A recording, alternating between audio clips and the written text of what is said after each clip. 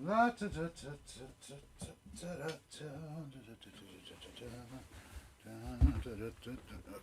here we go.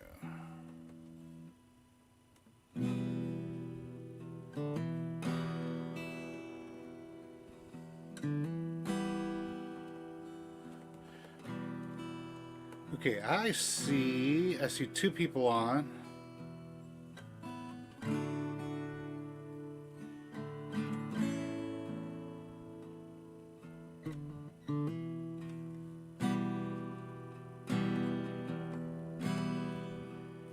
Okay. Nope, nope. I only see one person on.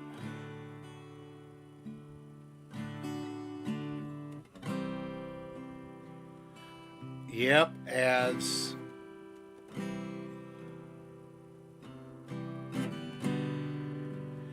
Well, there's Farmer Q. And people are starting to come in now. Okay, great. So I was just sort of fiddling around with this thing, waiting for the ads to get done and people to get in.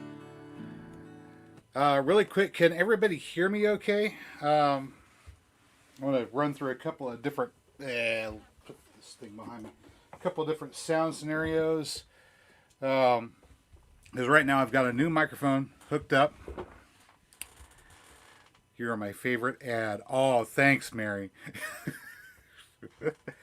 Belinda Snyder says, hello from hot and sunny Florida. Oh, I could have been in Florida today. That would have been nice.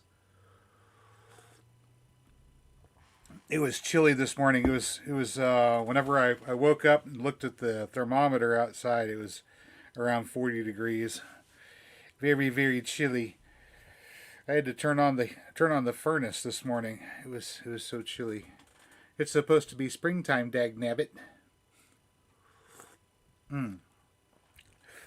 Okay, so because we had audio issues, I would go back and replay stuff that I had done previously. I'm fiddling with a pop filter over here, incidentally, if you're wondering what I'm messing with. Yeah, Melinda, 40 degrees.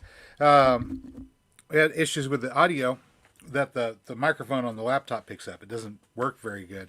And whenever I was playing the guitar, it just kept on cutting out and I couldn't hear what I was playing on replay. I said, well, shoot, that doesn't make it for a very good show. So I ran out and I got a microphone. It's this little thing on a tripod. Let me pick it up and put it in front of the camera. And just knock the stuff off the desk. All right, so here we have this microphone on a tripod. You see that thing? It's on a little miniature tripod. It's got an arm. Let me just swing this pop filter back up. I don't know if the pop filter is helping or not, but it came with the thing, so here it is. It came with this arm that's supposed to attach to a desk as well.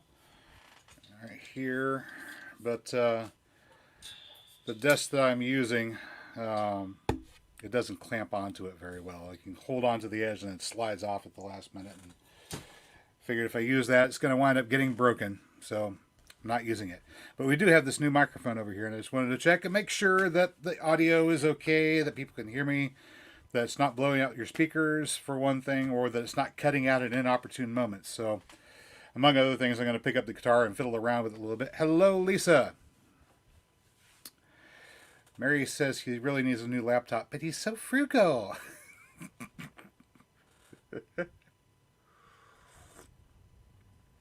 Yeah, I'm so frugal I wind up spending more money than I need to.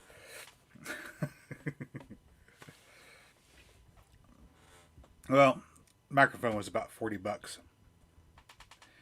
Gerwin says the microphone sounds great. Awesome. Yay! Oh, hi, by the way. All the way over there in Australia. So, purpose of today was twofold. One, I wanted to check out that microphone. Apparently it sounds okay. We'll check it with the guitar here in a little bit. The other one is to brag on some friends that are doing good. There's one that deserves a little honorable mention. I didn't really plan on talking about him too much, but he's tearing it up in Alabama right now with the food forest that he's planning, and that is, of course, the author David the Good, one of my friends that's doing some good work, no pun intended, down there in Alabama right now. Those of you guys that have moderator privileges, go ahead and start dropping some of these links in here. I'll go ahead and mention the channels real quick, and then I'll talk about what it is that they're doing. Number one on the list of people doing good is a fellow by the name of, or a channel by the name of Stoned Ape Farmer. Stoned Ape Farmer. And Jandira's got to leave. Everyone's got to take off, but she's got to get the boys from school. Oh, yeah. Well, it's about that time over there. Have to get the boys' schoolwork. About that. Okay, has to get the schoolwork for the boys. Okay, gotcha. Anyway, Stoned Ape Farmer, one of the friends of the channel. He's out in Oregon. Thank you for the thumbs up, Robert. He is in the midst of planting his food forest on his acreage out there on a hillside, and he is in the midst of attempting to do it on the cheap, for as cheap as you possibly can. And so he released a video not too long ago about how to go about getting your plants for free, which is definitely worth a mention. So if somebody happens to have the ability to drop a channel link into the box there, go ahead and drop in a link for Stoned Ape Farmer. That's the first person we're calling out tonight. He's actually on a very, very low budget, waiting for some money, any money at all, to arrive, because if he doesn't, he's going to be foraging for food. that's the point that he's at. Of course, he's like me. He can probably stand to lose a couple of pounds, so it might be a good thing for him. But he's doing lots of good work with showing us how to get our plants for free. Hello, Joe Serrana. Hey, you're early. Yay. No more Mexican time, huh? That's weird. I don't think the time changes when you go south. It's just... All right.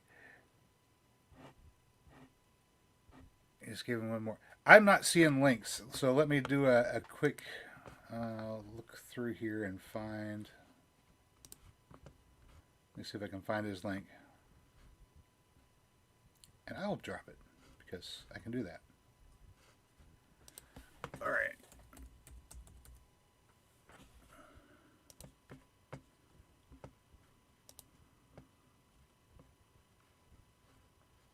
All right.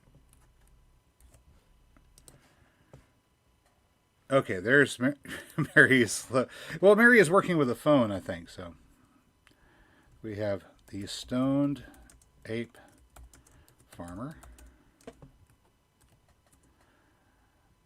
That's his link right there. Now you might wonder about the name Stoned Ape Farmer, and it's all a reference to a rather interesting theory that was passed about some time ago regarding the development of intelligence among primates. This was whenever people still thought evolution was a thing, before we realized it couldn't possibly happen.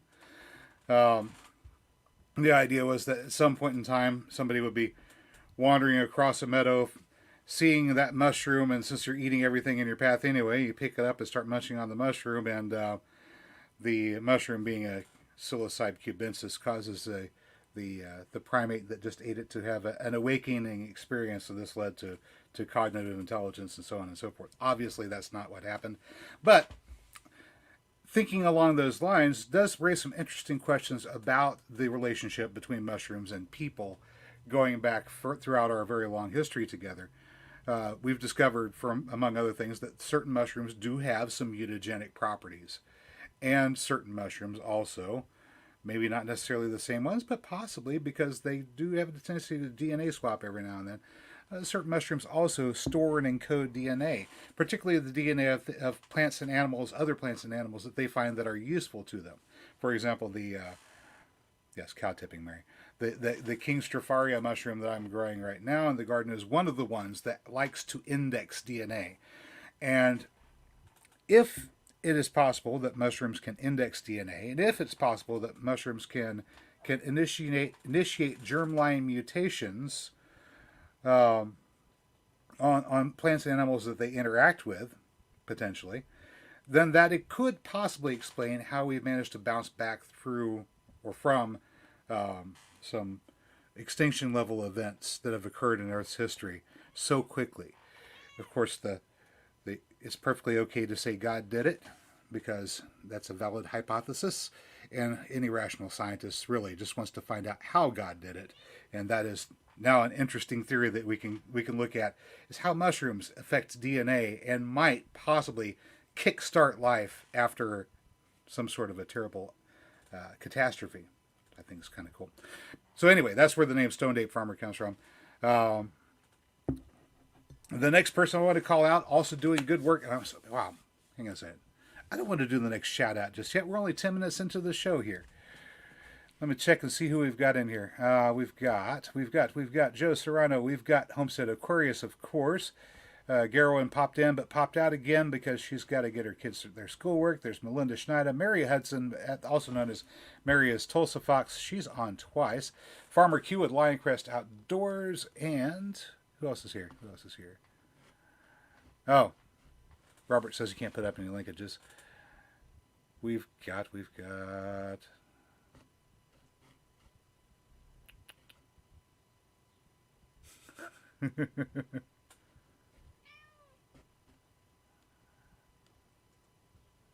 Gail Southern Living slipped in. There she is. Gail Southern Living has been doing some really cool stuff too. I didn't really have her on my list of people to shout out, but she's got some fun videos that she put out recently about planting things in unusual containers. I think she's got a couple of boots that she planted in. Let's see. Alpine Gulch says howdy, Alpine Gulch. And Free Handley Maid, of course, from Montana says hello. Before I get on to my next shout out, hi, Kitty. How you doing, Kitty? Oh, you're dark. This kitty is just driving me nuts. Oy. She heard. Yay! Free Handley Maid has become a new member. Now I'm going to have to make sure I know what her first name is. So nice. Of course, guys, if you're not familiar with memberships, we do have memberships on this channel starting as little as 99 cents just to say, hey, I'm a member, and all the way up to $9.99. At $9.99, you get a whole bunch more perks and nifty stuff, including, of course, shout-outs on every video that I do, and coupons for the web store that I issue every month that appear in the community tab.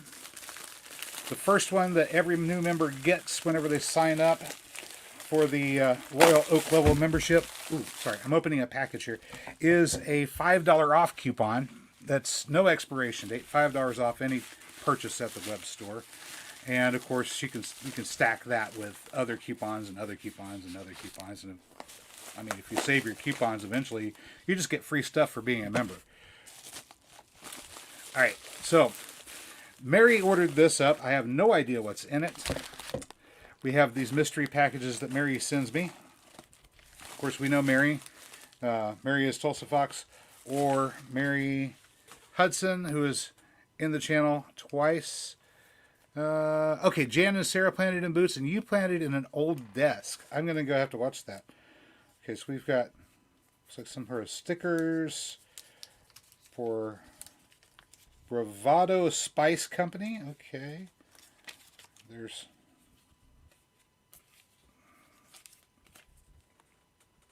a little card that says thank you on it.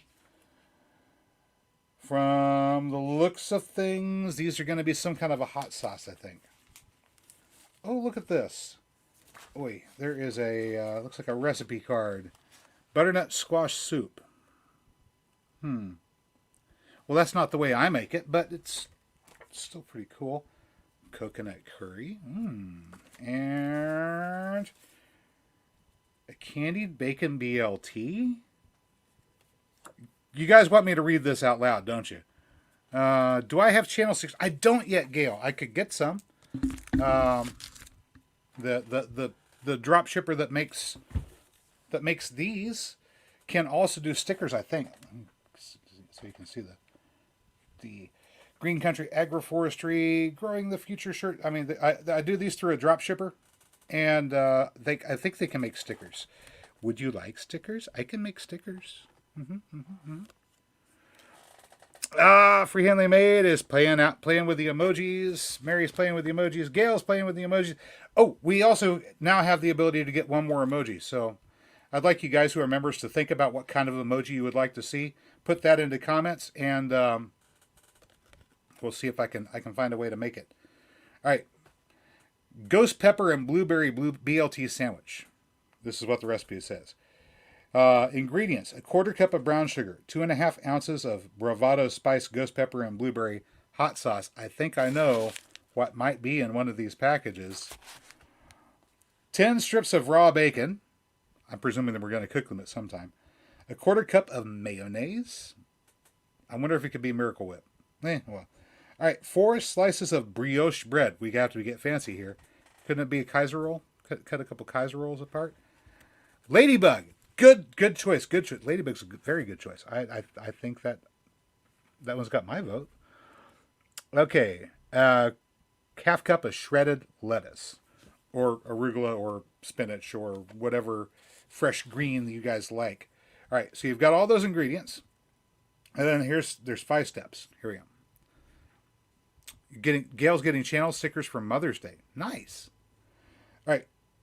I was thinking about getting a transparent window static cling, actually. One that you can like put up on the window of your car. I thought that would be cool. It's like a decal, but whenever you decide that you don't like it anymore or want to move it to a different car, you can just peel it off and stick it somewhere else.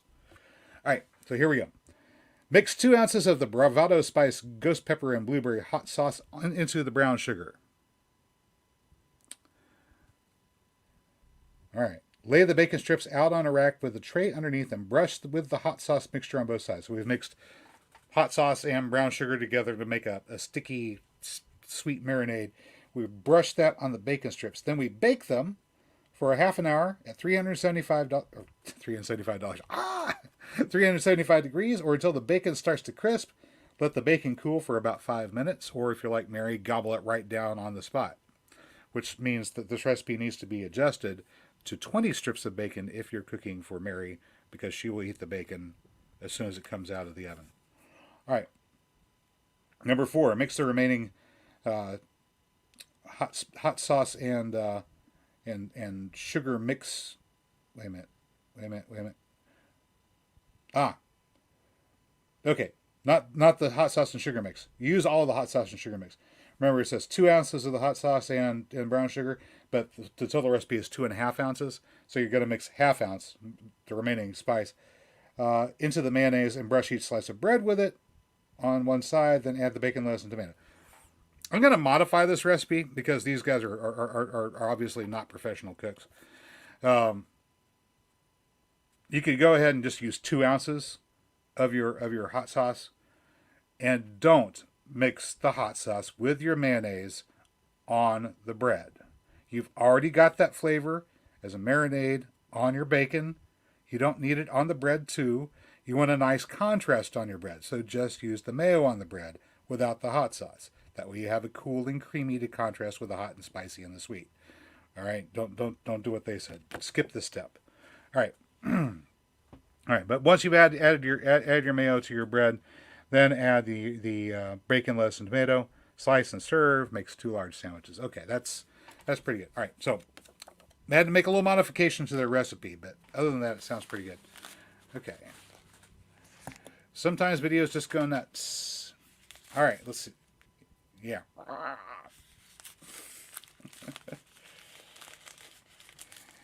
Yeah, we need more Royal Oak members here, because Mary and Sassafras Red are just getting tired of being the only people that automatically get little cards at the top of every video. I think the last one I did, I had a little card linking back to the video that Mary did.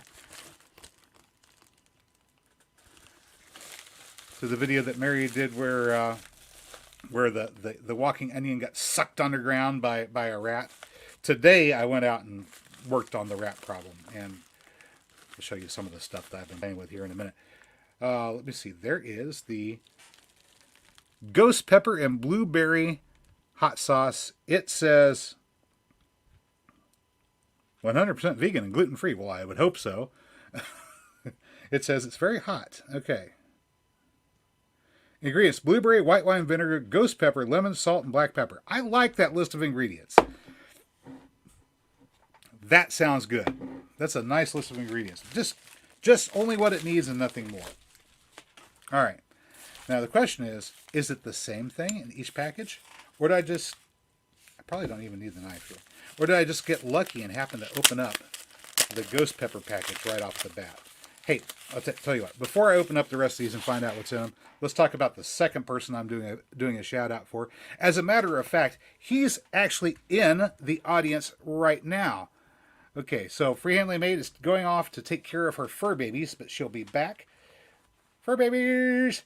The second person that's in house right now, and you guys can go check out his channel anytime you want to.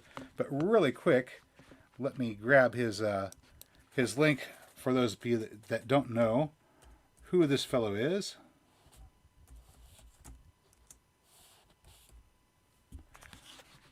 And I'm running out of space on my desktop.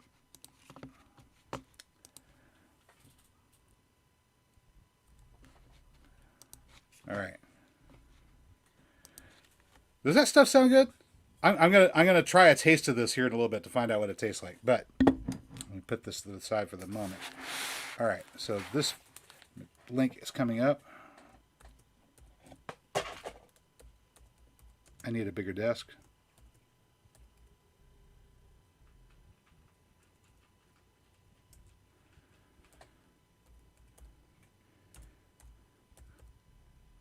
Oh my gosh. There we go. Currently burning my arm on my coffee cup. Put that link out there. His link should be showing up any moment. Of course, yes, we're talking about Homestead Aquarius, Robert the Frogman, down there in Alabama, doing good work. He just put out a video not too long ago showing the results of raising a bunch of leopard frogs indoors, mind you, in an aquarium, and feeding them on fish food. I didn't really think about feeding them on fish food, but yes, hey, if you've got little frog babies that are in danger of getting damaged by inclement weather, an ice storm, hard freeze coming, they've already laid their eggs, and you want to make sure that they make it or don't get eaten by something else. Yes, you can scoop up the eggs, bring them indoors, and make sure that they're in a nice, well-buffered, pH-balanced water in an aquarium without fish to eat them. And whenever the tadpoles hatch out, you can feed them on fish food.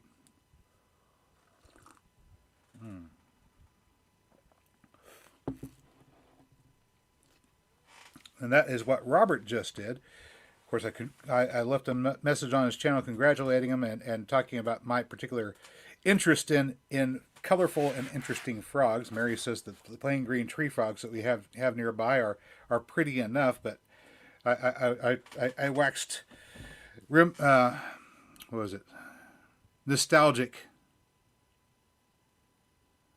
Pushing the zone with tadpoles. Wait for the buck. Well, they had a cold snap that rolled through after the frogs had already become active, and of course that could be a problem if they wind up getting hard frozen. So Robert went out there, rescued some tadpole eggs, brought them indoors, and hatched them out and raised them up, which is really, really cool. So I was waxing this nostalgic, is it? For the poison dart frog. It's a South American frog, an Amazon rainforest tree frog. Well, there's a wide variety of them, and they come in a variety of different colors. Pardon me for a second, I just dropped something on the floor. Pick that up. Don't want to lose our goodies. All right.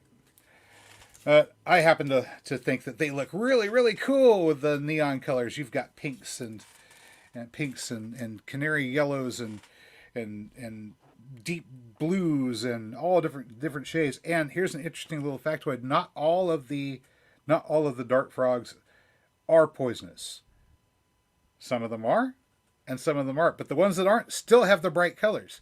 And down in the rainforest in the Amazon, those bright colors are every bit as good as the poison, because the predators know, you see that color, it's toxic, don't eat it. So they can have the bright colors and not have the poison.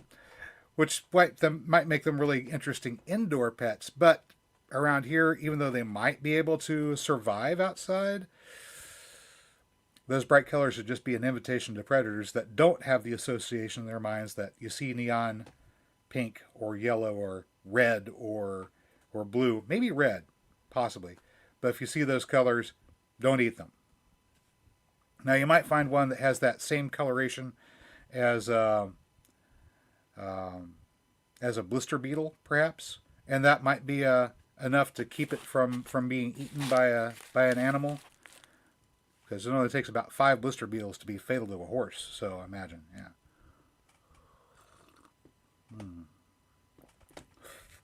Can you feed tadpoles to my goldfish? Probably not. If you got some of the more, if you've got some of the more aggressive predatory fish in your aquarium, like Oscars or something like that, and yeah, they would eat your tadpoles. They would eat your frogs. They would eat anything that you put in the tank. Cat bait lizards too fast. That's not true, Mary. I actually rescued a lizard from Sergeant a couple of days ago. He managed to escape with just a missing tail, but I had to talk to Sergeant and explain to him that lizards are okay. We don't eat lizards. He was a little bit upset because he was really excited about being able to catch something.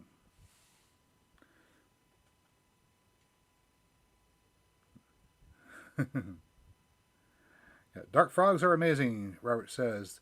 Lots of fakes out there. They're pretty and not deadly if you screw up. Yeah, so yeah, you can get the colorful ones that don't have the poison. Goldfish will eat tadpoles if they're big enough. I didn't know goldfish would eat tadpoles.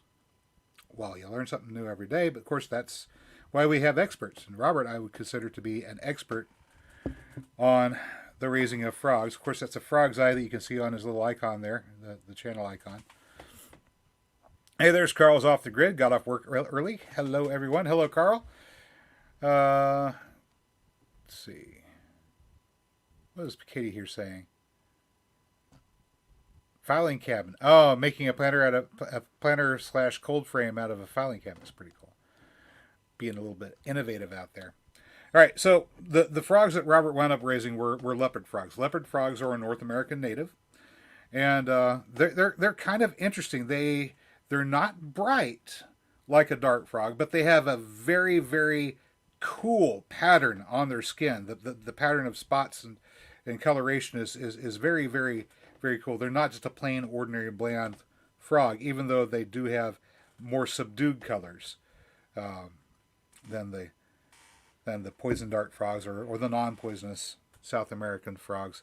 So if you have to go native, leopard is a good way to go. Yes, Mary, goldfish or carp. Here's Drops Family Garden. Alpine Gulch again. I think I saw Alpine Gulch earlier.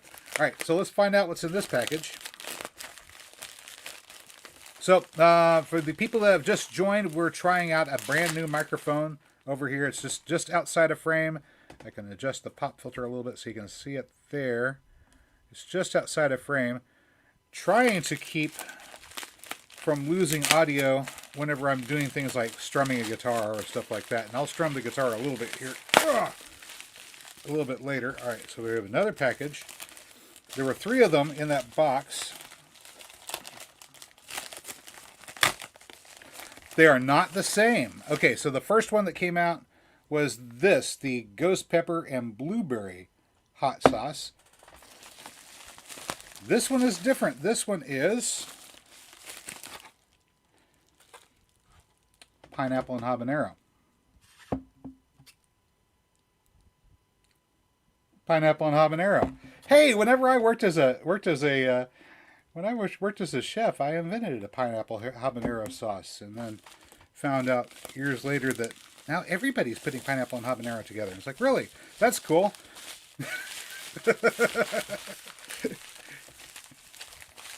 We did that back in '95. Okay. All right. Don't let dogs pick up frogs or toads. Well, there are there are some poisonous frogs out there. We don't have a lot of poisonous frogs native to North America. Your South American, of course, they're colorful, and you'll notice those. But if you're in Australia, they have something called a cane toad, and that's pretty toxic. And cane toads aren't colorful. All right, I'm going to open this one up next. No, we're not going to open up the next one next. We're going to do something else real quick. Okay, so today I've spent most of the day, not most of the day, yeah, most of the day I've been working on this other project. I spent part of the day going out there and doing a little bit of video of the corn that we planted back on the 15th of April. April 15th was the day I planted corn. I planted a different kind of corn this year. I planted big horse spotted corn, which is a corn that was raised by the natives that lived in northeast Oklahoma for thousands and thousands of years. And I put that in on the 15th. On the 20th, we got snow. On the 21st and 22nd, we had frost. And it's now the 5th of May. So they've had maybe 13 days to actually grow in. That the ground wasn't frosted over. And already they've sprouted, they've come up, they've started to put on their first true leaves. So I went out and fertilized them today. And I did a little bit of video for that. But the rest of the day, I spent working on a project that I kind of hinted at a couple of weeks ago with a video called Groundhog Day. And hello, Sassafras Red. You're going to drive and just listen. That's right. I'm going to talk about you. So anyway. So we did that little video, Groundhog Day. And of course, we're trying to find a way to either trap and get rid of, or scare off, or somehow get rid of the groundhog that has been... Oh, this bucket is full of bells. Trying to get rid of this groundhog that has been plaguing our garden. It ate close to 450, almost 500 pounds of produce last year. Well, in between it and the rats. It's not just the groundhog. We have other rodents too. Groundhog's the big one. It makes the big burrows. So I spent today working on different strategies to get them to leave. We put up a string with bells on it, and I tried another method of setting up bells so that these little bells, so that when the wind blows, they'll be shaken and they'll ring. And that's from an idea that I got from Billy at the Wickershire Project. The Wickershire Project, if somebody wants to drop the link for him. He was talking about how to scare off rodents. I said, hey, if you make constant noise around them, they don't like that because it makes it difficult for them to detect the presence of predators when predators are coming. So try a little bit of noise. So I did that. I also took an old litter box from when we had two cats, and if you guys have ever had two cats in the house at the same time, you know what happens. They start competing with each other to figure out who can crank out the more smell. So we had a litter box that was just chock full of saturated litter with lots of cat urine in it. And here's an interesting tidbit. Rodents don't like cat urine unless there's one exception for whenever says the beagle is sold for hire, you can pay her in bits of cheese. But what do you do whenever the beagle gets back home? That's the question.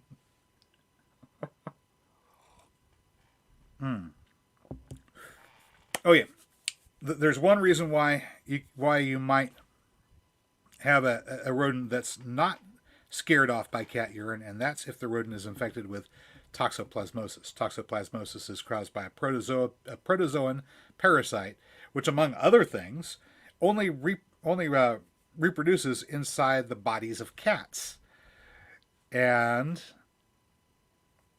as a result, whenever they infect a rodent, they do something to the rodent to make them stop being afraid of cats so much, which allows the cat to catch and kill it easily, helping the little protozoan continue on with its life cycle. There's our daily biology course. We're going to get more biology whenever I sample these hot sauces. All right. So, if the rodent has not been rendered immune to the effects of cat urine, then by taking that old litter and I stuffed it down into as many of the big holes as I could find, and then raked some dirt back up over them. Hopefully that may help scare them away from using those burrows. Cat pee. Yay, cat pee. Go cat pee. Of course, we tried the castor oil based rodent repellent granules, and I'd spread those out all over the garden at first a couple of weeks ago, maybe a week ago, and since then I didn't see the groundhog in the garden. But a couple of days ago, I caught him sneaking into the old chicken coop. We don't have chickens in there anymore. Critters kept on getting in, eating the chickens, and now we just have one chicken left. Until we do something about making it more secure, we're not going to have more chickens in there. But anyway, saw him sneaking in there, went in there and looked, and yep, sure enough, there's another burrow inside the chicken coop. So I put something else in that burrow. What did I put in that burrow? I'll tell you. So we have noxious smells in the form of castor oil. We've got predator smells from cat urine. We've got noises in the form of bells. And I threw a bunch of these into that burrow. These are mothballs. Now, I had these open yesterday, just sitting over here next to the desk. Just opened up the package, and it was sitting here. And after about 2 hours of these mothballs being in the same room with me, I got up and left.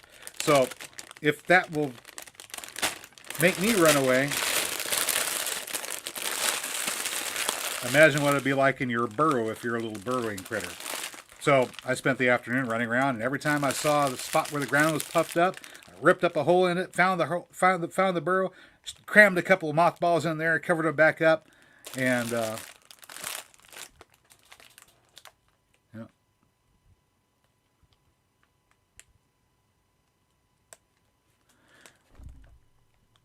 yeah, rat traps could.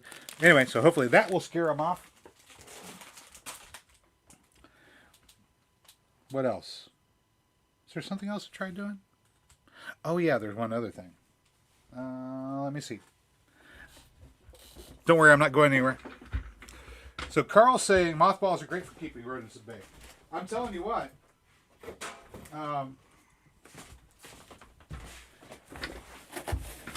Yeah, anything to give those rodents the message, right? So we have mothballs, we got bells hanging from strings, and then Mary got some of these guys.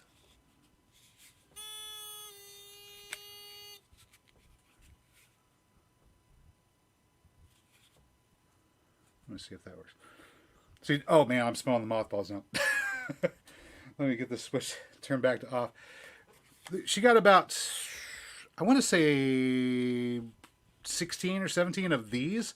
Of course, these are solar-powered little sonic things. You put them down in the ground, and about every minute or so, they emit that little buzzing noise. So I've been sticking these in the ground, too. Of course, we still have the live trap. And, yeah, I may shoot the thing, too.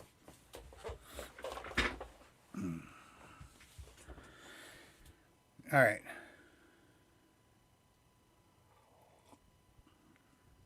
Mary's saying, knock over the garage and remake the chicken hut. I need an increase in the home improvement budget for that. Let me see what everybody's up to. All right. Sassafras Red is driving, so he's just listening. Well, I shot one.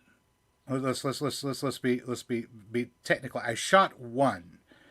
And it survived the initial shot and managed to get back into its burrow, and I haven't seen it since. So, but there's more than one. So there we go. Lisa's got the beagle. Loves to hunt for rodents, but has to be fed cheese.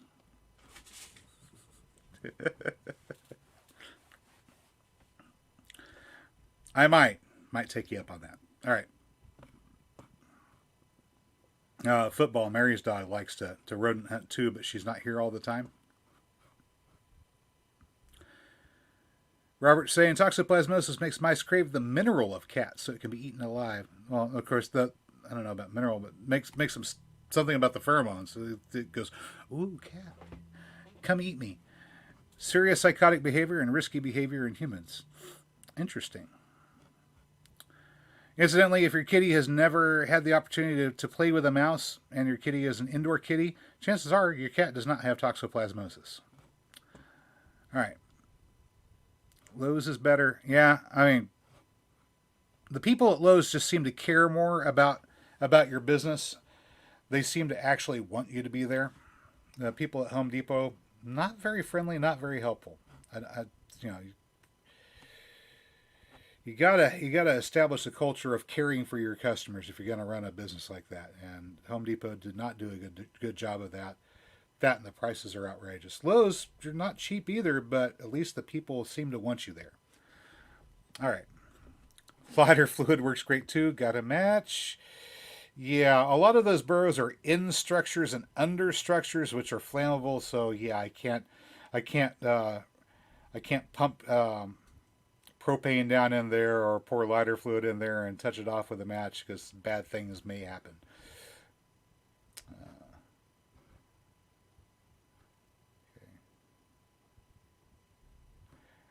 Mary said, normally those things are $10, but she finds them for $5.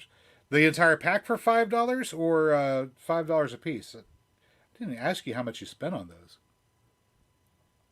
Carl's saying, if you leave a radio play inside the chicken coop, the rats don't like the constant sound of human voices. Heavy metal works real good. Hey, that's an idea. You could get one of those. Solar-powered emergency radios or something like that. The bug crawling up my screen. And put that in there. Of course, maybe get a coffee can or something like that to keep things from getting in there. But yeah, that would make sense. Play Mark Levin. Get off the phone, you big dope. Talk radio. Yeah. Katie Moore says, I wish my Lowe's was as supportive. Uh-oh. You've got a Lowe's that needs new employees, huh? Starting with the general manager. Get a hold of Lowe's corporate and let them know. All right. Before we go any further and before I open up this package, I'm going to tell you about the person, number 3, that I want to shout out. Third person I'm shouting out, aside from David and Gail and Billy at the Wickershire Project, of course, all of these people are well worth checking out. Let me get the camera lens cleared off. All these people are worth checking out. They're all doing interesting stuff, but specifically, I had in mind a third person, and you may have seen his icon on the thumbnail for this video, and of course, that is Sassafras Red. Sassafras Red is in Illinois and is doing lots of good work with a half-acre food forest that he is in the midst of setting up right now. There's Chris Sonleitner. Chris is Clever Craft on. Hello, Chris. How you doing? So Sassafras Red working on building a half-acre food forest, and he's showing us videos of what he's done so far, and of course a few more that are of the homestead back around the house with his setup for his blueberries and his chicken pens and everything else. So if you're interested in seeing food forests develop, there are several out there that you can watch as they progress. Of course, David the Good doing his as kind of a strip mall style, much like Stefan Stavkoviak has up there in Canada at the Miracle Farm. It's a very similar layout, just without the nitrogen fixers. I think you should add nitrogen fixers. Oh, I sent him some nitrogen fixers. So he may have already added those. All right. He's got that going on. You can check out David the Good if you haven't already subscribed to his channel. I'm sure most of you probably have. Stoned Ape Farmer out in Oregon. Stoned Ape Farmer in Oregon. Food forest on the slope with no water other than what the rain provides. So that's an interesting little twist to his project. And of course, showing you how to get plants for your food forest for free. Stefan did a video also on using your own backyard as your plant nursery, because you'll find that you get volunteer trees all the time. And if you get them up and out of the ground before the grass takes over and you mow over them, you can get some trees going, especially if you already have trees of that type. Now, our volunteers are elm, silver maple, black locust, redbud, and sweet gum. We have like 5 different volunteer trees popping up constantly.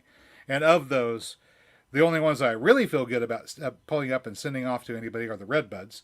But there are some people that want black locust. If you do wind up buying a black locust from me, we will have some available for sale come fall. You need to be aware. Black locusts are a tree that wants to take over the world. They will get out of hand. They will get everywhere. And you'll never get rid of them. Just so you know. All right. Adult sassafras red, Illinois.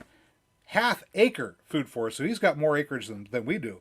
Planting it up. And at my recommendation, he went out and got it. He rented the auger so that he could just drill lots of holes and plant lots of trees because he was getting a whole bunch in all at once.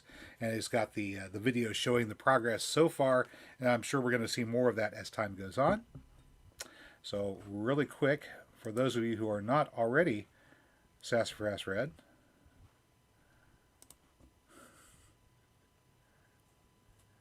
I want to grab his link and put it up here for you. He just started making content not too awful long ago. I think his first video was maybe a month ago. Make sure we've got that. Yeah, okay. So this is a brand new channel, brand new project that you can watch and follow as it unfolds. So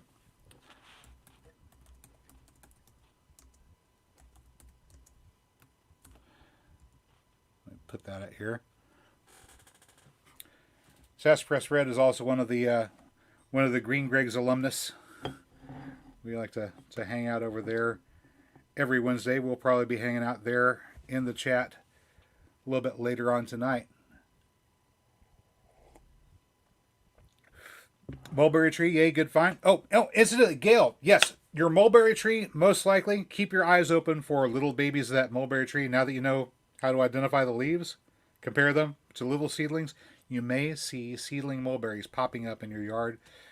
Right now, really early on, before you do your first mowing, maybe you've already done your first mowing, but if you haven't, look for those little seedlings, and you can go ahead and get them out. Use a at this point of the year, you can use a regular spade. Go to Stefan Sobkowiak's channel. He's got a video showing you exactly how to do it with a spade this time of year. You can get those baby seedlings out of your yard. Just 3 little cuts with a spade. Pull the entire plug up. Move it to someplace where you can keep it sheltered, where you're not going to run over it with a lawnmower. Feed it a little fertilizer, and grow your new start tree of whatever variety you've already got growing in your yard. Mulberries will grow from seed very, very readily. Also for tips on growing mulberries, Homestead Aquarius has got some tips for growing mulberries from seed. So there's all that good stuff.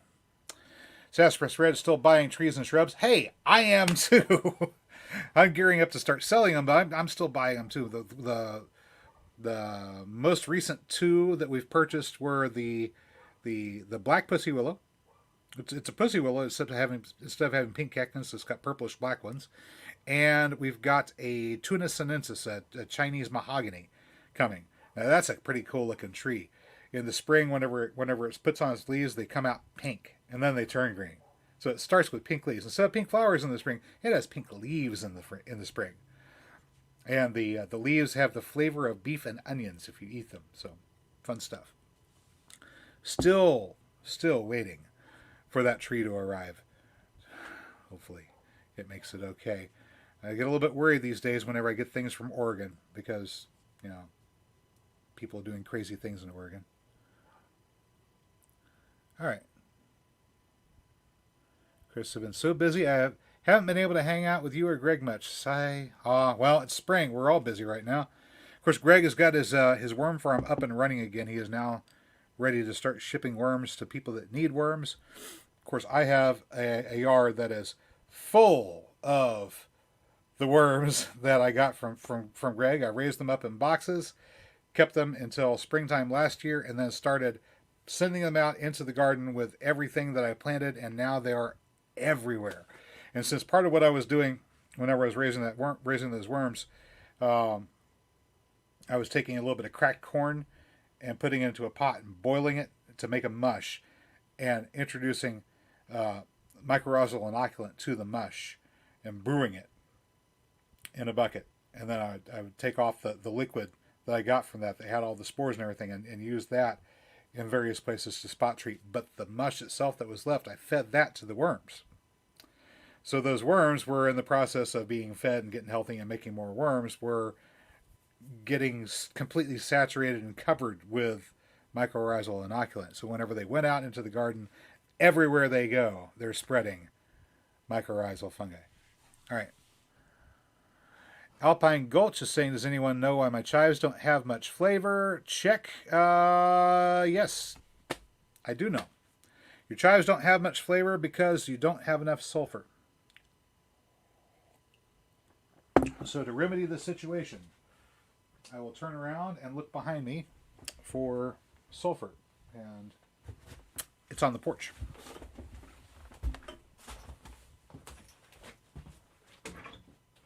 I will run away to the porch.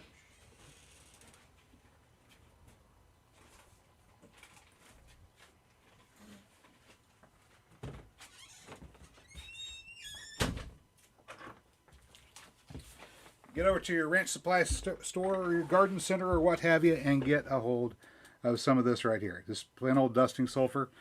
And put it down to about 1 cup per 10 square feet or so. And see how your alliums respond to being fed some sulfur. That's the immediate fix. But, oh, are we buffering? Was I buffering or... All right. That's the immediate fix. Another thing you can do is plant things like mulberry trees. That's right, mulberry trees. They like to accumulate sulfur in the leaves, and whenever the leaves fall down, you just use the mulberry leaves as a mulch around wherever you're growing your alliums, and that'll add sulfur back into your soil as well. Okay.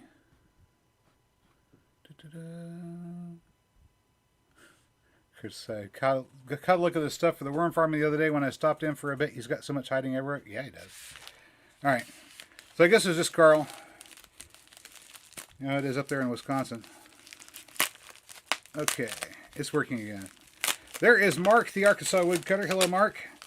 Mark, the Italian irises are now blooming. He brought me some Italian irises last year. The Italian irises have started blooming. They're yellow. I didn't know they were going to be yellow. This is a different hot sauce. They are yellow. I haven't seen blooms from the white iris yet. It may not do it this year. It was just getting started last year, and the hail hit it kind of hard, but it's still alive. They haven't died off. Hey, cool. Since we got both Mark and Mary in, I'll play that one song since it's since I own it. And that'll be a good test for the microphone to see if I can play the guitar and sing at the same time, and it'll pick up okay, hopefully. Also, some of the yarrow that you brought me is still going, and the valerian is going really good. Hopefully, we'll see some blooms from it this year. But I mean, yay! I mean, those Italian irises are big. They made it okay. The spiderwort is doing good too. I'm getting ready to plant the Lakota squash.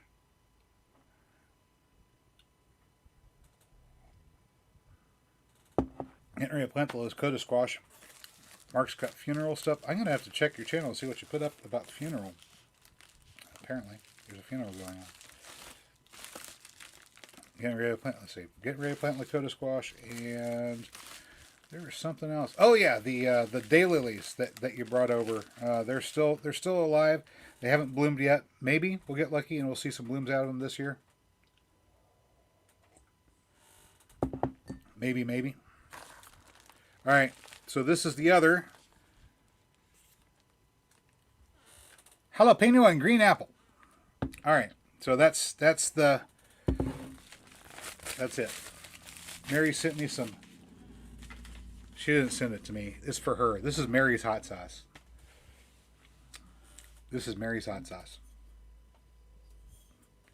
But she said I have to eat it whenever it shows up. So only for you, Mary. Mm-hmm. All right, so the first one we're going to try is ghost pepper and blueberry. This is ghost pepper and blueberry.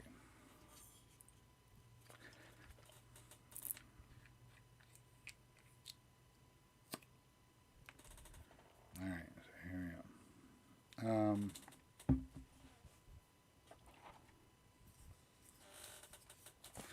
All right. Well,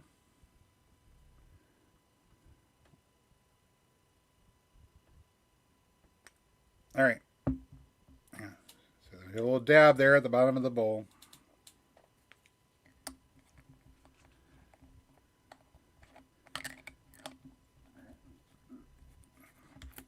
Robert's saying he's got those Italian irises. He's got some that are 5 foot tall. Oh, I don't doubt it.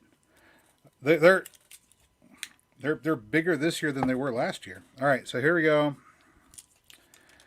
The first taste test: pineapple or not pineapple. There is a pineapple. This one's blueberry and ghost pepper hot sauce.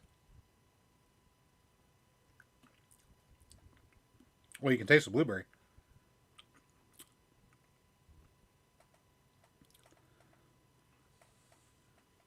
Remember you're saying milk? Get milk. If you see me running out of the room, you'll know what happened.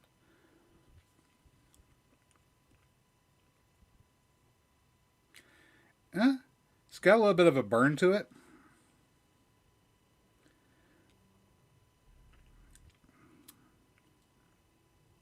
It's lacking sweetness, though.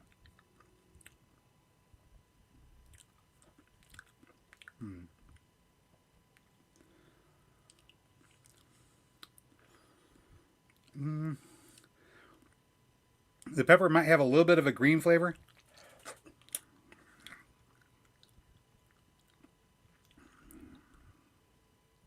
But altogether, it doesn't have a lot of flavor of its own. It's just hot. It's just hot, and that's it. Darn it.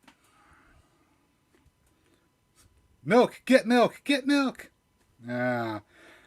So apparently they got like a blueberry flavoring or a blueberry extract or something like that. I don't know where I've got, but I've got around here somewhere. From when I was still making my own e-juice, I've got some I got some little like 4-ounce bottles of different flavorings and extracts where you can just add the flavor. That's what it tastes like. It tastes like the blue. Wow, it's making my mouth water. Yeah, try adding that with bacon, and you're going to get your salivary glands going really good. Milk. I got coffee. All right. I probably still have some of that blueberry flavoring left. That's exactly what it tastes like. Okay, here we go. This one is pineapple and habanero. Pineapple and habanero. And you know what I really should have, but I don't have? And I would have had if I'd thought about it. Cucumber slices. Should have some cucumber slices to cleanse the palate. Because at the moment,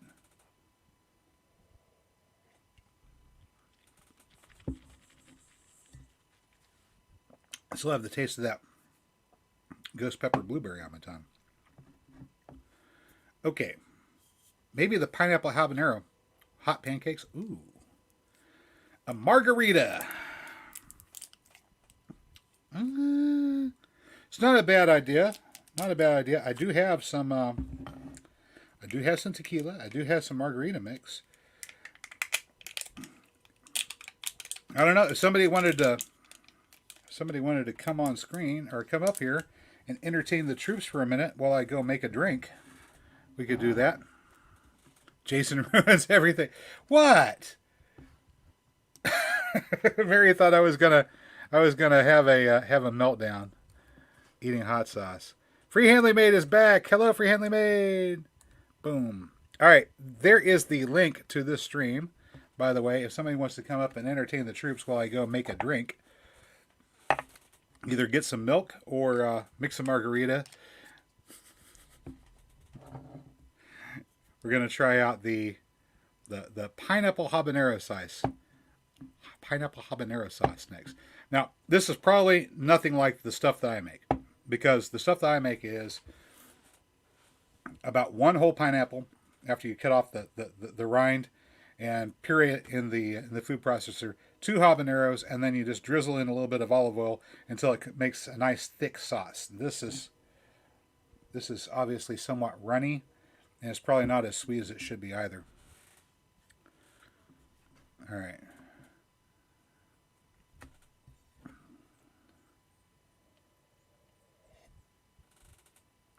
Oh, all right. What is? Yeah, Mark can come up here.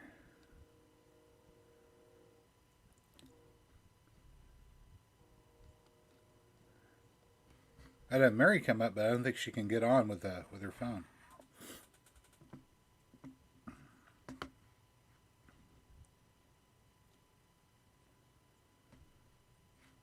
All right, Mark, if you come up here, I will go mix up a margarita.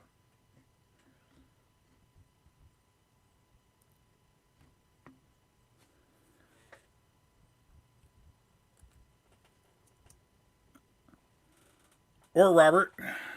Sassafras Red can't come up because he's driving right now.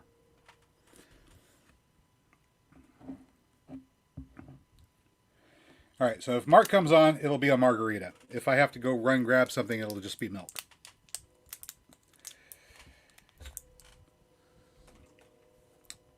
So in that recipe, the candied bacon BLT, this recipe here, adding this to brown sugar would definitely be an improvement. It could use some sweetness to bring out that blueberry flavoring. They've got other recipes in here, incidentally. If you're the type that likes to order up a hot sauce and then try out the recipes. Butternut squash soup. They've got a potato salad. Huevos rancheros.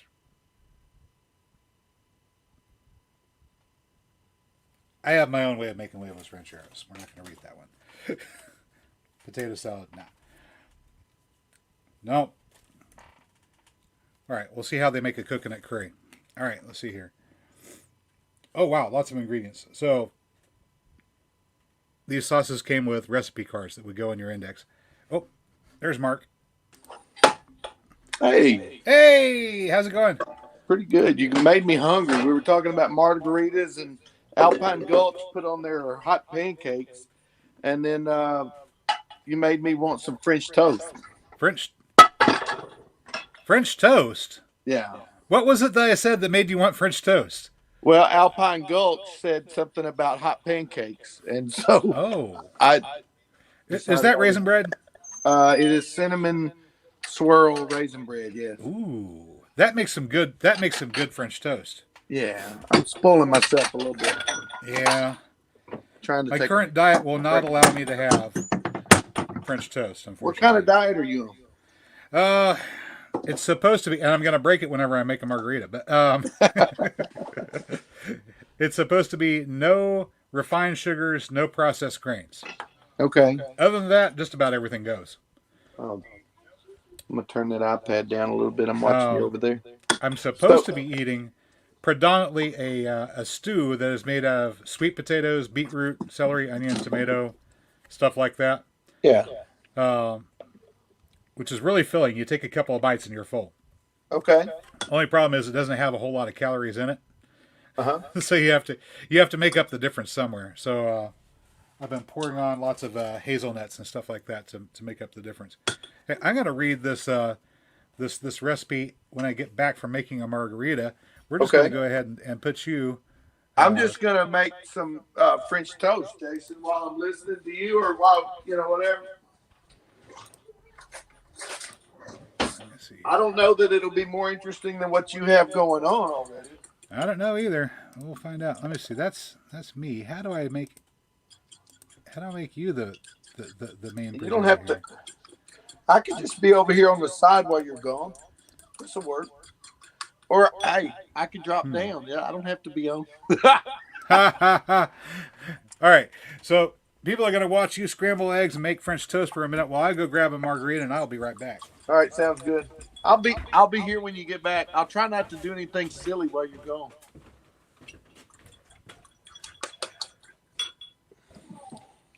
We're just watching Community. My son turned us on to a new sitcom called Community on Netflix, and we've been watching that.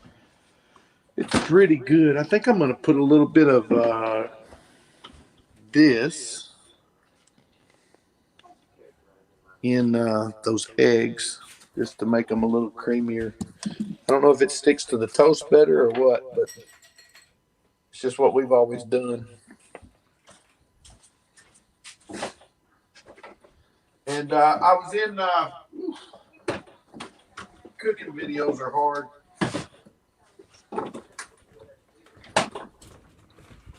I was in the store the other day and I got some of this. Carl knows about that. Real maple syrup. I wonder if Carl tapped any trees this year. Well, Hey, Carl's got enough trees he could. Yeah. All right. Have y'all designed a place for Carl to run some like agroforestry experiments in his place? Have we designed it, or has Carl designed it? Well, this Carl designed it, I guess, is probably the better question. Well, you did say send us some more pecan trees, so I've got some started. Yeah. I did not get down to check on yours today, but I am soon. We've had a lot of rain here, so the woods have been really, really wet. Nice. And Carl's saying tapping starts next year. Oh, cool. What's he got to tap? That's awesome. I might have to send you, Carl. I might have to send you a shumac. I've got some staghorn shumac. I've been debating whether or not I should get some cutting started from it. If you grow a staghorn, you can cut back the young parts after the wood is hardened and become woody, and then the inside of those are the pith comes out very easily. You just push it out with a rod, and you've got a wooden pipe that you can use for tapping your trees. Oh, wow. I did not know that. Tap your sugar maples or sycamores too. If you've got sycamores you make syrup as well. So a couple of applications to that. Let me get the camera pointed down. I looked at the Mark Shepard trees, his hazelnut trees, and then I realized how many 100 cuttings really is. It's a lot. I wish I had somebody that I could split those with. Either they take the first mailing and mail me some, or well, he sells them in bundles of 25. Okay. And at that rate, they're like $5 a piece. Uh-huh. So it's like $125. Yeah. But that's expensive. It's expensive, but if you're going to be planting a lot of trees, it's cheaper. Absolutely. Yeah. So, yeah, either you plant 25, and I wouldn't be against planting 25 hazelnut trees or more if you've got 5 acres to plant up. Right. I mean, you 10 feet on a side, 100 square feet, you can put a hazelnut tree in and just bam, bam, bam, bam, bam. Plant a lot in a short amount of time. Mm-hmm. Okay, so here we go. I've got this is our Master Mixes margarita mix. We're cheating. I'm not using lime juice and making my own from scratch. All right, hold on.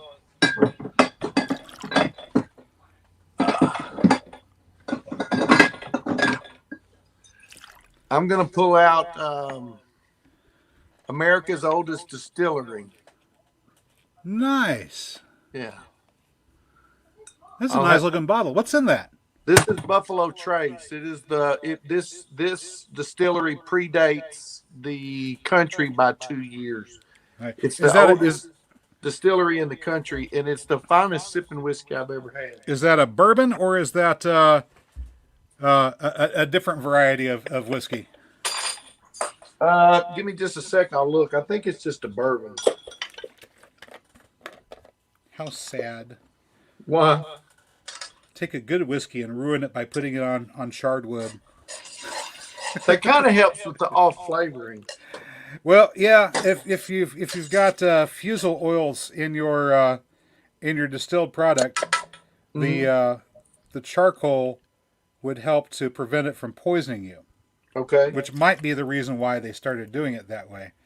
But if you've got good temperature control in your distillery, you don't Right. need to. You don't need to run it through charcoal. All right. So anyway, I'm not showing you the brand of this tequila because I'm ashamed of it. It Yeah. doesn't taste like dirty socks, but it's cheap tequila.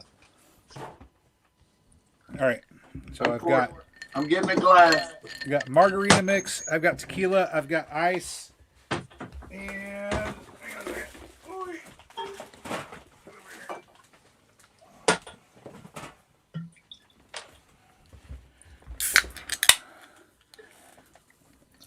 add a little bit of A little bit of this goes a long way. fizz to that. I don't know that the fizzy part is necessarily part of the recipe, but I like it. This is a straight bourbon whiskey, is what it says. Straight bourbon whiskey. All right. It, Where is that it uh, distillery located? it's near Bobby Sapp. You know Bobby Sapp? The name's familiar, but I'm not sure where he's at. He's in Kentucky. He's in Kentucky. Okay.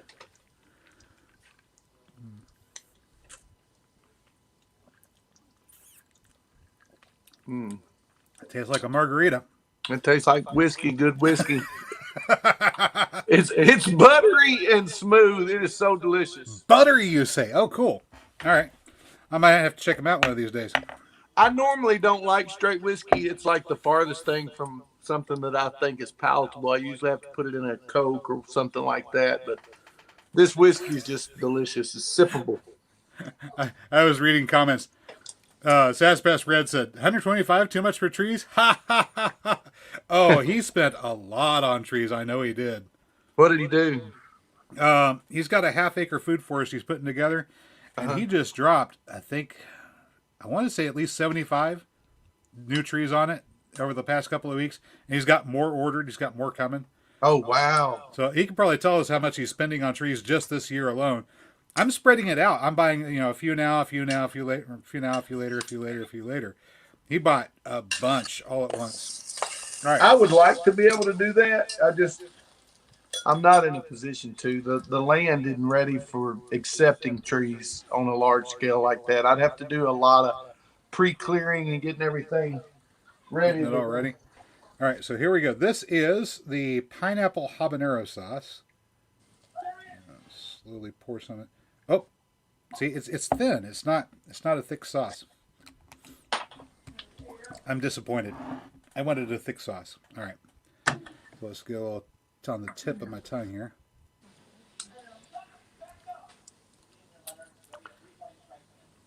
You can barely taste the pineapple in this.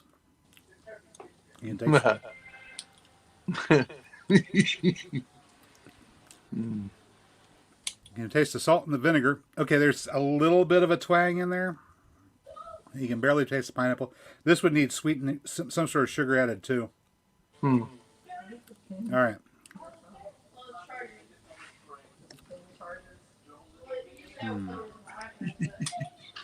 Well, you can taste the habanero.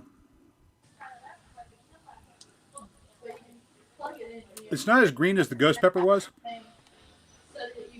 but I mean, it's definitely habanero. All right, I got a little bit left in here. Oops, in my sinuses. That'll clear them out. Mary's going to have to keep looking. Wait a minute. What is that? My pan temperature's not right.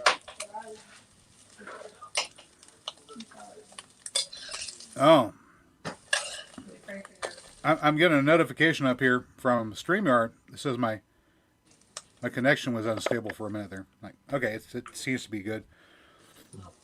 I don't know if you can hear it in the background, but the Wi-Fi router is now making noises.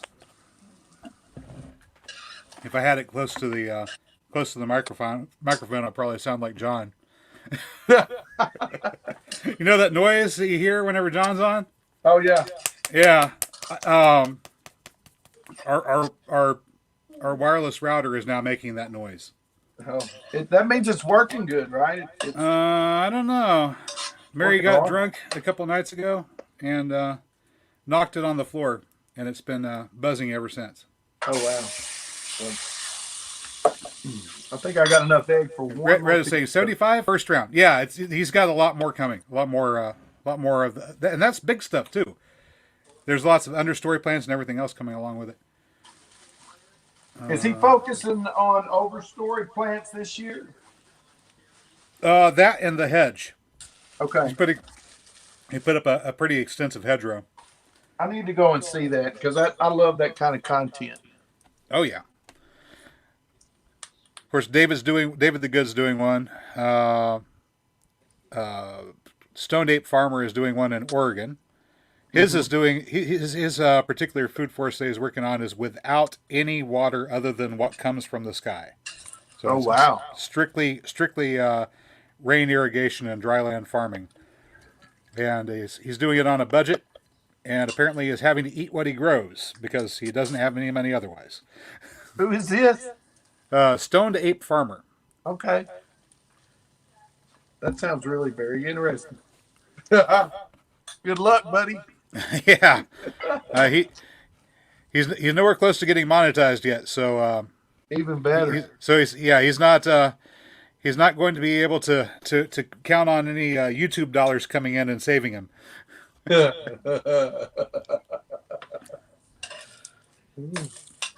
That's the exciting stuff. Let me take a look at some comments here before I dive into this last hot sauce. Chris has taken off. Katie says, "Come clean my gutters for hundreds of maple seedlings."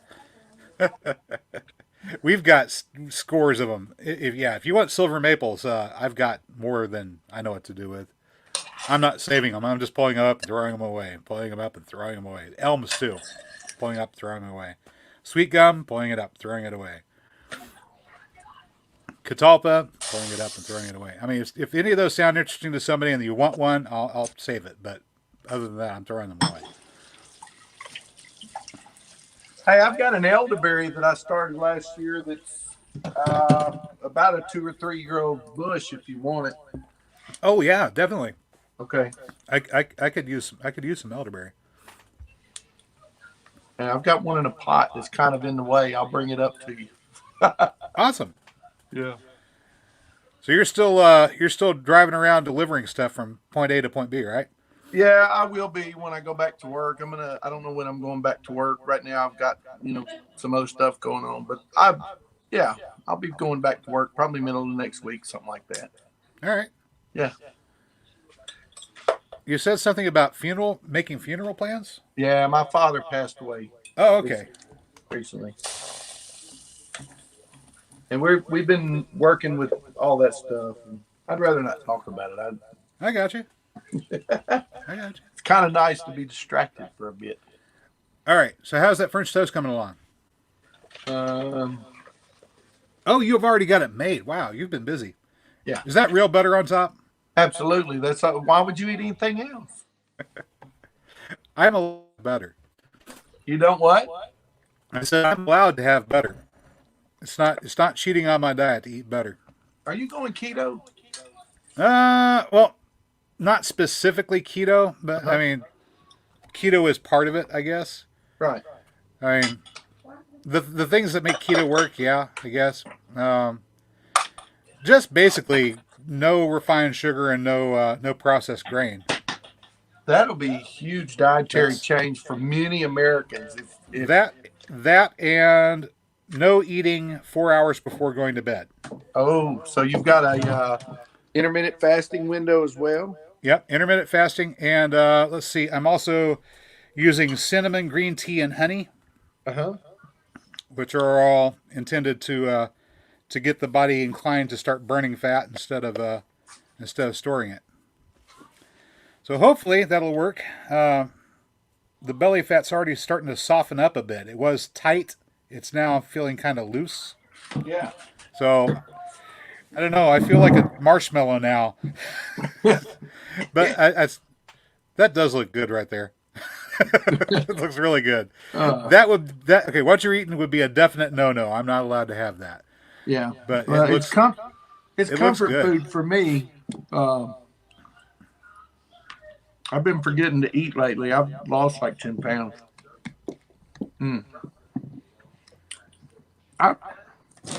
Is Alpine Gulch still in the chat? I don't know. Let me see. Because they're Nope. responsible for this French toast. Looks good. John's here. Okay. Yeah. Oh, I forgot this was cinnamon raisin French toast. All right. It's delicious. Let me get my iPad so I can see chat.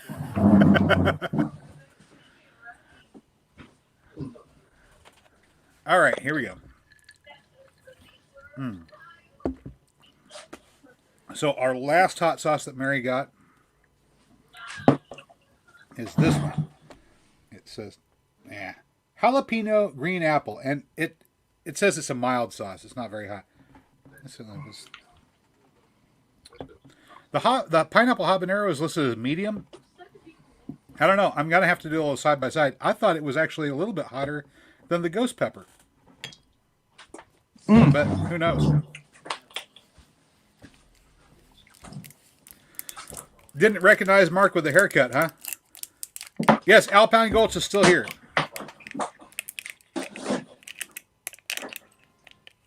Don't forget the hot sauce. All right. All right, Alpine Gulch is still here, Mark. Okay, here you go. I had to have some milk. It's so rich and sweet. So this one is jalapeno and green apple. Put some of there in that little ramekin. Oh yeah. I'm just sampling it, just tasting it. I'm not eating a lot of it, guys. I mean, it's not a whole lot. Just to get an idea about what it tastes like. Alpine Gulch is a she, by the way. Yeah. Okay. Mary says she's got real hot sauces coming next. Oh, joy. She had a package of different flavors of Louisiana hot sauce. And I was like, well, that's just sacrilege. There's only one flavor of Louisiana hot sauce that I'm interested in. That's the original. Texas Pete. I put that on everything. I could practically drink that. Speaking of drinking that, here we go. All right. We're going to give this a try. This is jalapeno, green apple.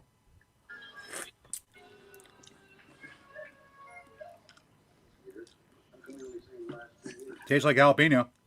Yeah.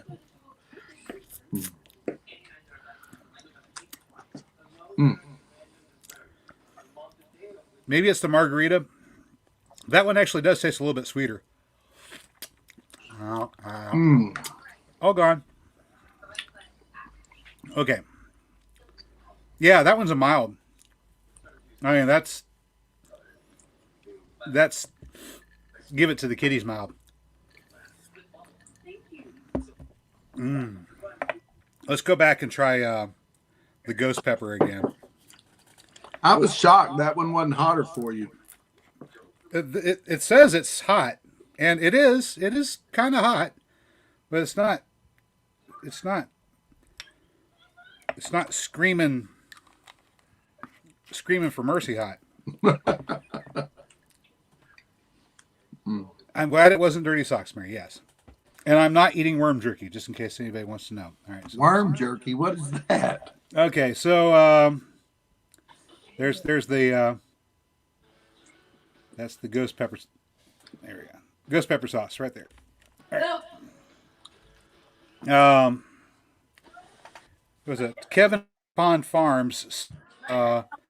Tim at Ridge Life, a little care package, the Jersey Jerky Company, and one of the care packages he's been sending them recently.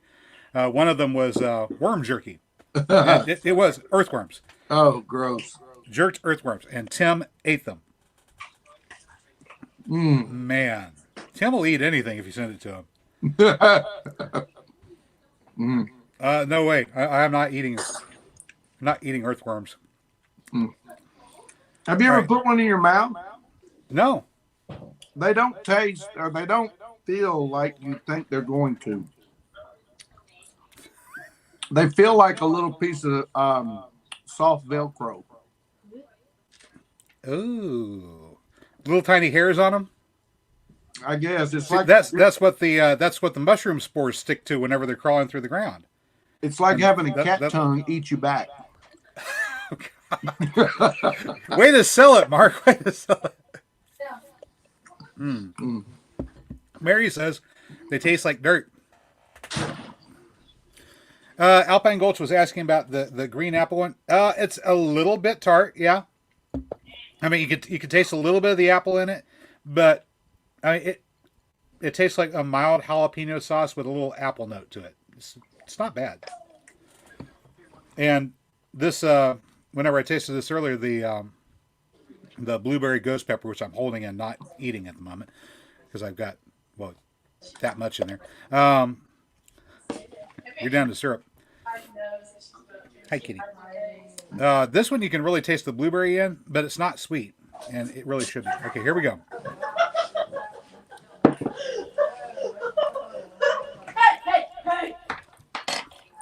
What are y'all doing in there? Gone.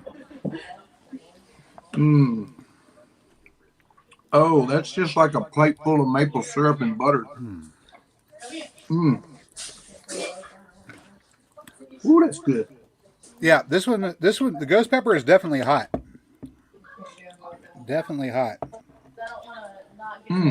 Borderline too hot. I mean, to the point where the hotness overpowers the flavor of everything else. I don't like things that are just hot. I like there to be a contrast. You have hot plus the flavor. If it's just hot, that's not exciting. That's like hot and sweet. They're going to combine flavors, right? Yeah. So I think whenever on that recipe they said put this with some brown sugar. Good idea. Yeah, it needs the sweetness to make the blueberry come out. What is this? What are y'all doing? Hi, baby. Come here. Come on. Let's go outside. Okay. Sorry. Oh, you got your running totals on the board behind you there? Who, me? Yeah. No, this was planning when Jessica and I were trying to figure out what the garden was going to look like. This was like our planning board, and then the other day we had some people over. It was menu planning, and no, I wish that my totals were up, but we would have to really be doing. There's just like all kinds of craziness going on in here. Oh, I bet. Well, so far my total is 1/4 pound. Nice. I don't know that I have that much recorded. I have harvested 1/4 pound of mushrooms so far. Yeah. Our King Stropharia started flushing. Oh, nice. I harvested the first bunch of them the day before yesterday. Let's slide out here. All right. Sass Press Red was asking if anyone is growing gumi. Coming.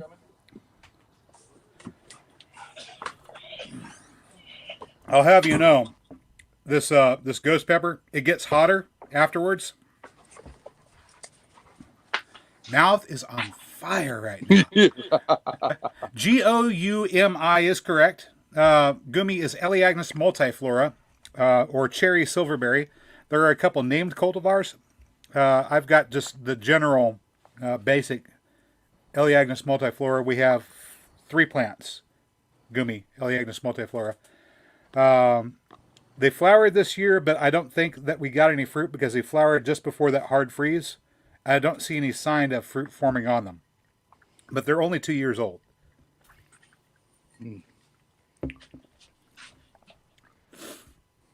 So, Red was asking about the gumi plant. And yes, we're growing them. I'm really excited to see how they turn out. We also have some Carigena arborescens, which is the Siberian pea shrub. I got 2, but only one of them seems to be growing. So it's going to be a while before I have some of those to pass around. But that's 2 nitrogen-fixing plants that also produce an edible. The gumi fruit, of course, is edible, and the peas from the Siberian pea shrub are edible. I need you And to then, look. yeah, we've got a bunch of goji sprouting down here too. I need you to look at some goji berry that I've got. I've got a couple of different, like Brent over at Swafford Homestead sent me some plants, and I bought one from Stark. But the leaves on the 2 different plants are nothing alike. So I don't know if I've got 2 different species of goji berry, 2 different variety of goji berry. In my thinking, goji berry is some obscure superfood berry plant from the Himalayan mountains, but obviously there's a little variety in goji berry, and I did not realize that. Yeah, I only have one variety, so I don't know. Do you have them there with you? Yeah, I think it's dark out. I don't know if I could show them and you'd be able to tell anything. I can try if you want me to. Oh, if you want. Yeah, let me go get them, and I'll be right back. And I'll bring them in here into the light. That'll be the better thing. Okay, good deal. Whew. It's still going.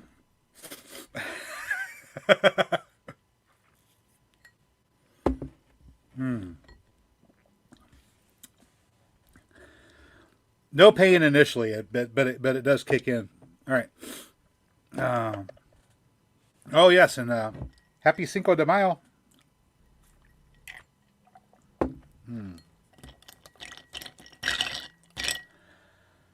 All right, so Sasspress Red says have some Siberian pea shrub seed on its way. Okay, so you're gonna start them for seed. And you have black and red goji from Baker's Creek.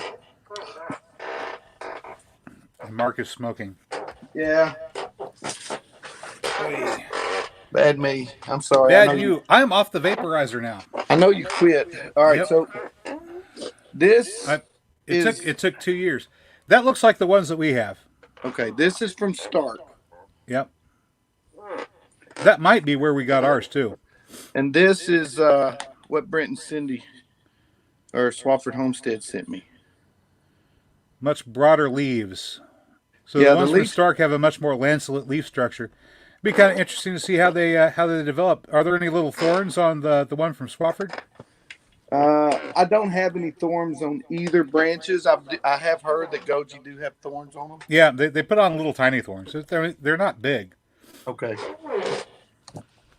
This is my first experience with goji, so Yeah. it's all new. We'll just wait until you have the opportunity to taste them. And then I'm gonna wish that I didn't have don't them. really like the way they taste. Oh, what do they taste like? They taste like a multivitamin. If you were to take a multivitamin and chew it up, that's what they taste like. Oh wow. They're not very sweet at all, but you can tell that they're chock full of vitamins. Lots. You just like, oh, I can taste the B12 in that.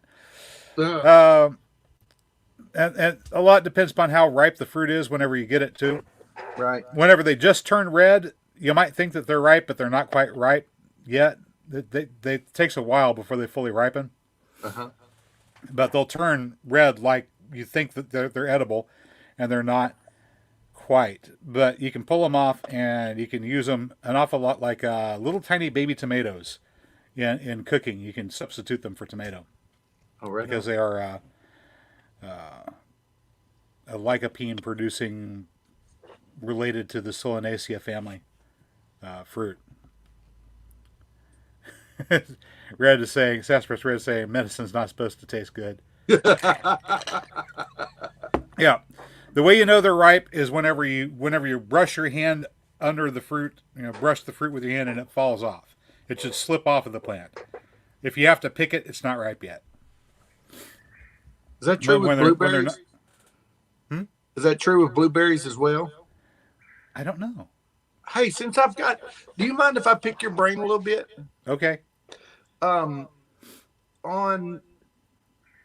elderberry, I've noticed that the elderberry around here, the things that grow around my elderberry tend to survive and thrive, and the things that don't grow around my elderberry tend to not do as well, even in the same plant species. And so I'm assuming that the elderberry is sort of taking over the root association It may linkage be.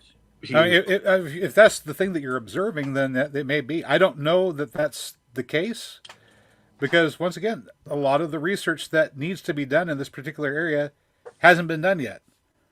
I wonder if So, there are so that's regional that's linking plants. You know what I they mean? may Like be. for specific, like Southwest, Northwest, Central River Valley, stuff like that. If the linker plants, if the linkages for the systems are the same or they're unique to regions or microclimates. Well, they could be. Uh, there's also a question about which mycorrhizal fungi specific species will associate with which particular plants. I mean, just because something is arbuscular doesn't mean that all arbuscular mycorrhizal fungi are going to associate with that plant either. There's a lot of gaps in our knowledge base at the moment, and Yeah. this is just stuff that making that observation. Hey, everything around my elderberry seems to be doing well. That's a little piece of the puzzle. So we'll want other people with elderberry to maybe start doing some experimentation and see if that's just in your location or if that bears true everywhere. Okay. Yeah. It could be the mycorrhizal network that I have is what's the difference rather than the plant species above ground. Right. And it could very well be that the elderberry is supporting a network Okay. or facilitating one. And if that's the case, then you may have discovered something kind of interesting and cool.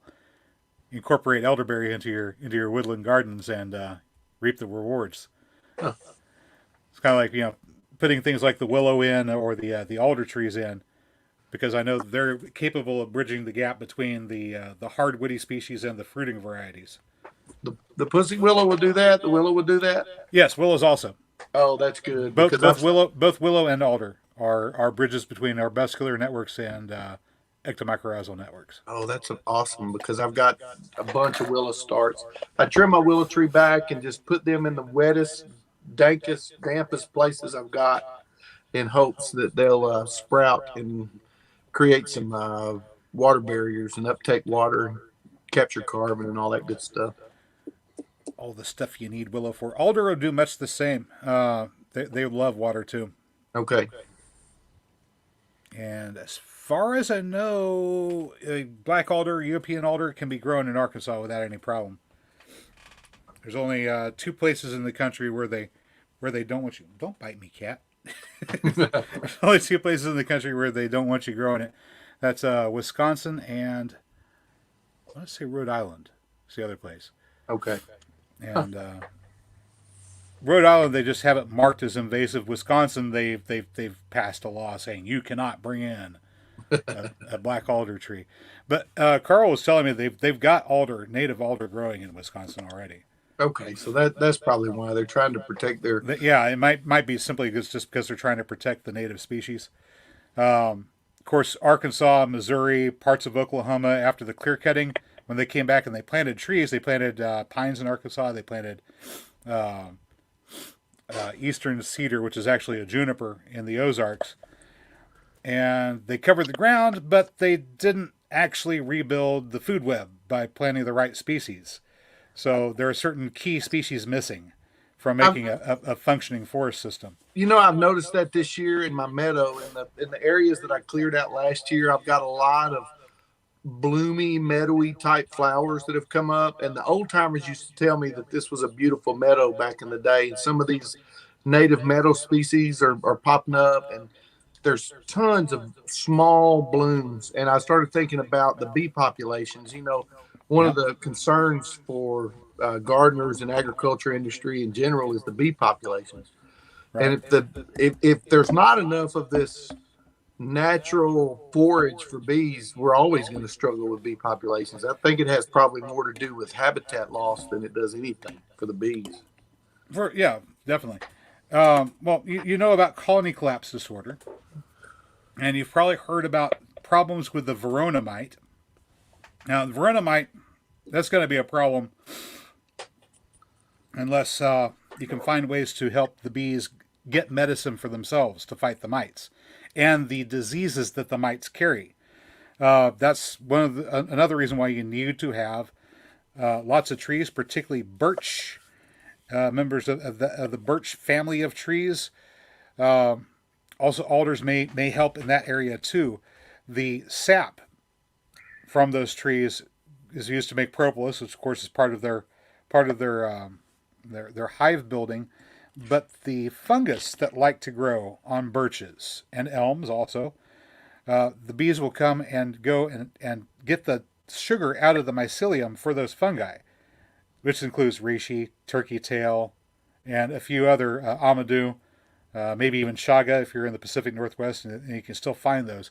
Those particular mushrooms have medicinal properties that benefits the bees and helps them fight diseases. If they don't have those available, if they can't get to that mycelium and get the mushroom honey, the myco honey, then they don't have the antibiotics that they need to keep the disease from destroying the colony. The other part of the problem, of course, specifically colony collapse disorder, we're getting some misreported information. All the data sets come into a pool, but part of that data set, a big part of it, are the bees that are being kept by beekeepers that are being taken to orchards where the bees are being used to pollinate the trees in the orchard, specifically in California. Oh yeah, where you can have there's 500 square miles. There's big trucks. I've seen them this spring when the almond trees and the citrus began to bloom. Yep. They would have tractor trailers with this netting over it, transporting bees orchard to orchard. And then when California sort of ended, they started moving them all to Texas. Yep. Oh yeah, California's not the only offender here, but they're probably the biggest offender. The people out there will go out and they'll plant hundreds of square miles, and literally hundreds of square miles of nothing but one type of tree. All almond trees. Here you go. Almond trees as far as the eye can see. And so they have the beekeepers bring in hives that set up inside the orchard so the bees can go out and pollinate the almond flowers on the trees. So you can have your almonds, and everybody loves almonds. I'm not complaining about almonds. But, hang on a second. Let me look around behind. Where is my... Oh, there it is. I still have a little bit of the tequila left. It's still Cinco de Mayo, isn't it? It is Cinco de Mayo. It's still Cinco de Mayo. But since it's hundreds of square miles of nothing but almond trees, those bees from the beehives go out and they pollinate the flowers, but there's not enough nectar in an almond tree's flower to feed the bees. And so the beekeepers have to come back and supplement the feed for the bees with some kind of sugar. And typically they use corn syrup. Bees don't like eating corn syrup. Shock, shock. So eventually they say, we've had enough of this nonsense. There's no food around here. Let's go find some place where we can get something to eat.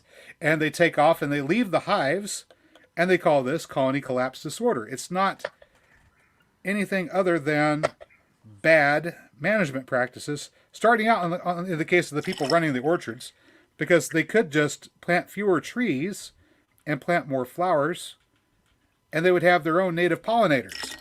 And they wouldn't need to hire a beekeeper to come in and starve their bees in order to pollinate their trees. Then, of course, yes, there's problem with pesticides. Since a lot of the pesticides being used in orchards, Mark took off. A lot of the pesticides being used in orchards are also bad for bees. So there's a couple of different axes of the problem, and all of that can be solved by responsibly planting your trees, companion planting with flowers, and providing habitat for your native pollinators. And there we go. Oh my goodness, it's almost 9 o'clock. And some people are still here. Mark's got to go. All right. Now, we were trying out this new microphone, and before we call it quits, because it's about that time, I'm going to go ahead and give it a shot and make sure this microphone is capable of picking up some tunes from the guitar without cutting out. So let's put that down there. Have a little margarita. Time flies when you're having fun. All right. Okay, we're not to do that.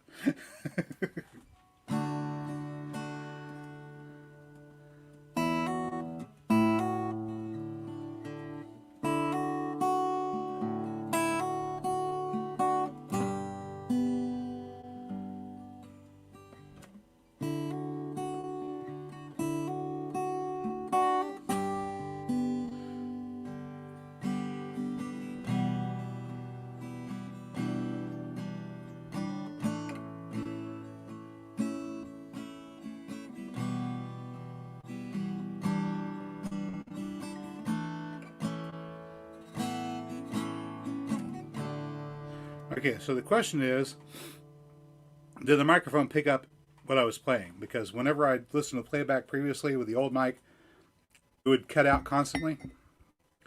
So I'd hear part of it and not the rest of it. All right, so the song I'm working on right now is one that I wrote over the past month or two. I do not have a sombrero. I don't have a sombrero. I don't have a serape either. So, over the past month or so is when we've been working on writing this particular song. It's still in the processes of being written. We do have 2 verses. Thank you, Robert. Says it sounds good. So, since it's a new song to me, hopefully I remember what the lyrics are.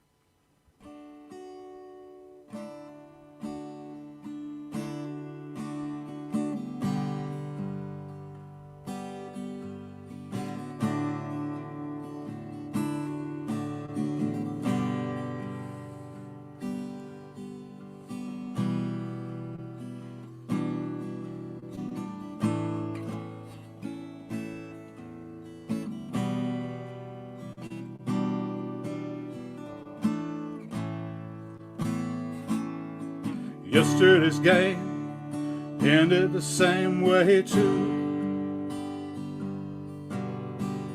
Going insane, sitting here thinking of you. And I don't know when it's gonna rain again. It'd be good just to see your face again. I miss you. Ooh,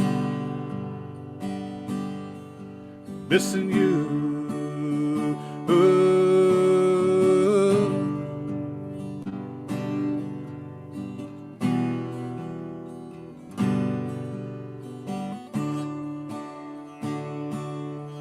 Little cowgirl sings this next part. I've been riding the range somewhere between Phoenix and Omaha, and the road hasn't changed. It's still the same as it ever was. And I don't know when I'll be home again. It's been good just to hear your voice again. I miss you. Ooh, missing you. Ooh.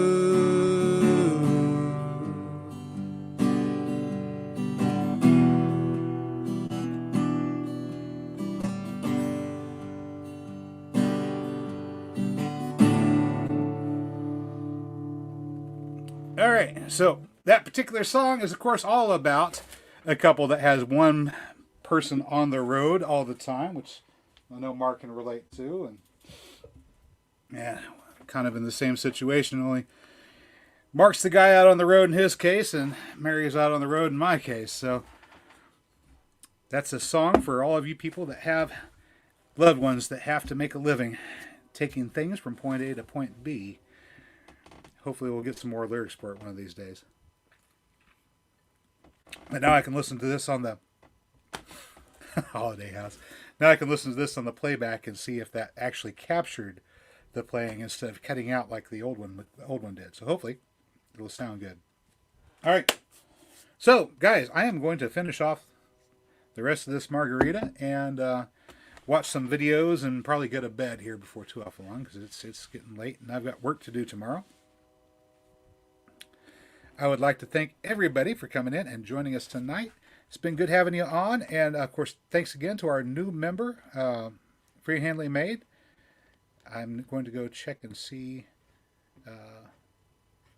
which level of membership you're on. Of course, if you're Royal Oak, you're going to be getting an email from me with a coupon, especially for you.